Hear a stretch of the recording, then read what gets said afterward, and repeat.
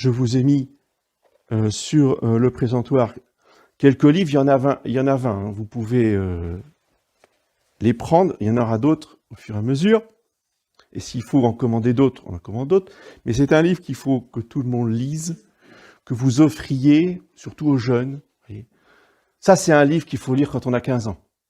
Si on veut que ça soit vraiment efficace, il faut le faire lire aux jeunes de 15 ans, 16 ans, 17 ans. C'est à cet âge-là que ça marque pour la vie. Voyez. Et que ça donne un vrai idéal. Si on veut refaire des Français, il faut que les jeunes adolescents lisent ce livre. Vous savez, moi, si je vous tiens ce langage, j'avais peut-être 13 ans, 14 ans, je ne me souviens plus exactement, enfin c'était à cet âge-là, que j'ai pris sur la table de ma sœur aînée. C'est ça, comme ça que ça fonctionne. Si on vous l'offre, ouais, pas intéressant. Quand on va le prendre dans la chambre de sa sœur, c'est passionnant. C'est toujours comme ça que ça fonctionne, hein, pour tous les âges. Et là, j'ai dévoré la mission divine de la France du marquis de la Franquerie.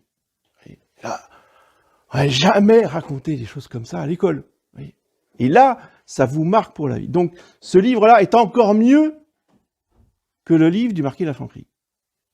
Le frère Arnaud, qui l'a écrit, donc qui est à Rennes actuellement, est un érudit qui a beaucoup travaillé depuis plusieurs années sur ces questions-là et qui a consulté les anciens historiens des premiers siècles de l'Église et qui a découvert des choses extraordinaires, à commencer par la généalogie de Clovis. Qui est Clovis? Et la généalogie est complète. C'est ça qui est extraordinaire, c'est qu'il ne manque pas un seul ancêtre, voyez, comme pour notre Seigneur. Et tout le monde le savait au début, au 6e siècle, 7e siècle, 8e siècle, tout le monde savait ça.